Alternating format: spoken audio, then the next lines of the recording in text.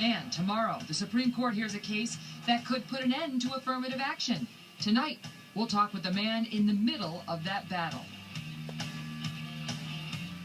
From the world headquarters of Fox News, it's the Kelly File with Megyn Kelly. Good evening, everyone. I'm Megyn Kelly, and tonight, the Senate's top two leaders say they are making substantial progress towards a deal to hike our debt ceiling and get the government working again. That news comes just one day after angry Americans made their voices heard on the streets of the U.S. Capitol. The cameras showing veterans and supporters of our troops outraged that the government closed off memorials to the very people who gave their blood, sweat, and tears in defense of our country. It's not okay to inflict maximum pain on the American people. It's deplorable to inflict any pain on our veterans. Our vets, these memorials are theirs. They should not be blockaded. I was disgusted. I'm a Vietnam veteran.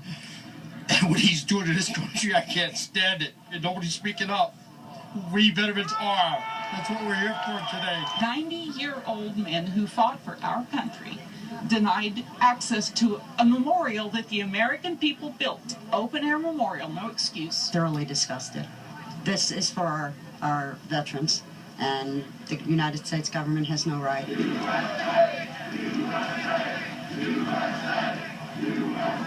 Well, that protest then spread to the White House, where folks dumped the barricades they had removed from outside of those memorials.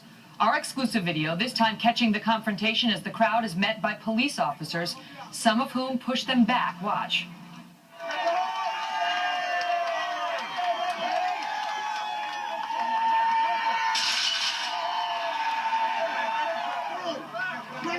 Make the hole!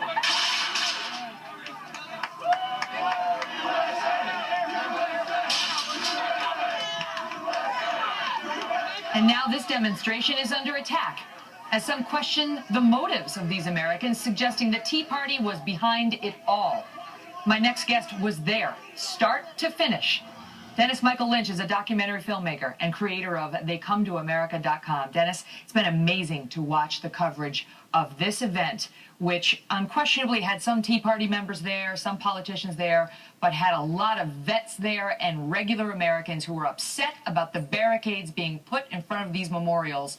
But if you might not even know that if you watch channels other than Fox, because they want you to believe it's all about the so-called fringe. You were there. Tell us what you saw. The other channels upset me. And they upset me because they're feeding into the divisive behavior that the White House has created. I watched men and women come together at that memorial. It was beautiful. There were men there with no legs, with no arms, crying like you just saw. How dare anybody use them as a political pawn or a way of trying to boost up their own ratings? If it weren't for these men and women, there would be no television. I'm appalled by it. I'm appalled by it. And here's the biggest thing we have. We have a blemish. Because the government shutdown is going to go away sooner or later, Megyn. But the blemish that is on that memorial will stay with us forever.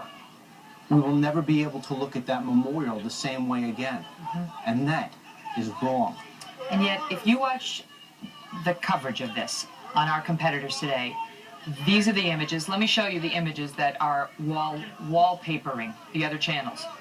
And these are images from the event, so they are legitimate to show when covering it. But signs calling for the impeachment of President Obama, signs suggesting this man with a Confederate flag. So far as I can tell, this is the only man who had a Confederate flag.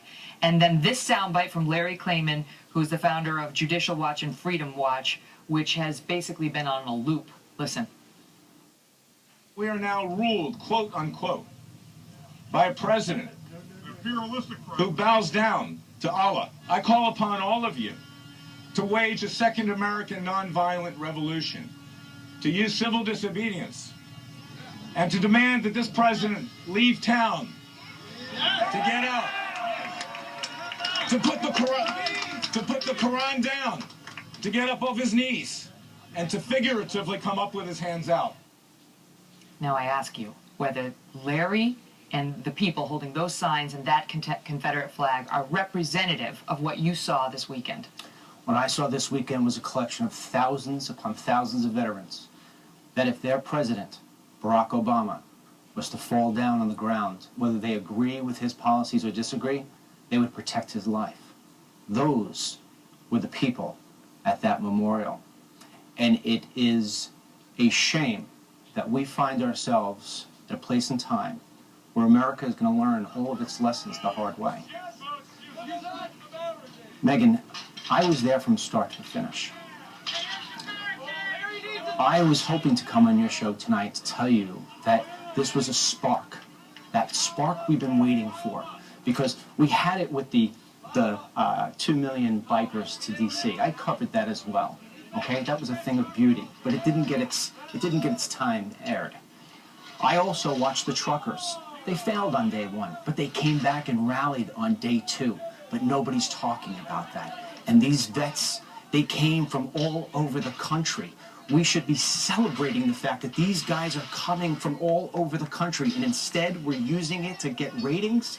If CNN and MSNBC want ratings, cover the fact that the truckers came down the road outside that memorial and that vets were going up and throwing $20 bills in the window and saying, thank you, here's gas money.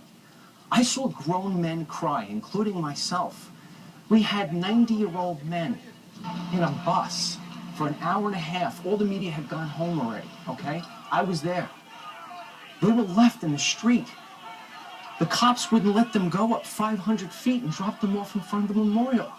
And these men are so old, they didn't realize that there was anything going wrong. They thought this was the norm.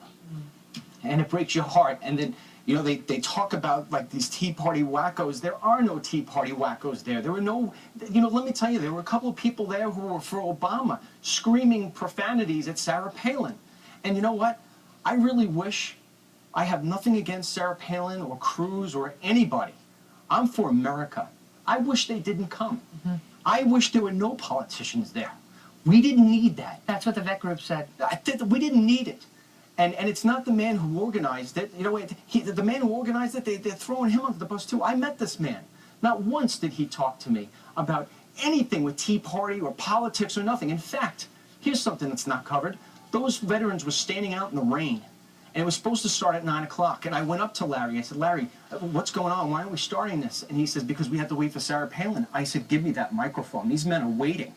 And I went and I opened the ceremonies. Larry didn't say, oh, no, I got to follow, you know, a policy. He handed it over. Everybody was there for a positive Talking about message. Different Larry? Yeah, I'm talking about Larry. I'm sorry. Yeah. I can't remember. Larry's the organizer. Not Larry Klayman, who's no. just died. And then when I was watching these 90-year-old men get wheelchaired down a wet street, I saw the barricades going to the White House, and I ran to that White House. I was there before any other camera, and I was there after the cameras left.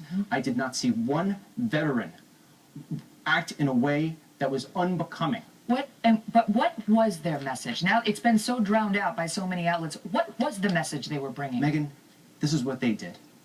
When they carried those barricades, they were carrying America. When they took those barricades and they threw them in front of the White House, they were throwing the frustration of every American who has lost it, because this is the way that D.C. operates, divisive. Until this country comes back together, we don't have a chance. And the only way that this country is coming back together is through the American people. The politicians aren't going to do it. And I will not accept this weekend or the last week with the truckers as a failure. This was a spark. There is a movement taking place, a non-violent American movement taking place. And I can tell you, Megan, you're going to have me back on this show 100 times, because we're going to keep on going until things change in the right direction. Well, thank you for documenting the message that Sorry those vets for were losing it bringing. a little bit. Not at all, Dennis. Thank you so much for being here. Thanks for having me. All the best.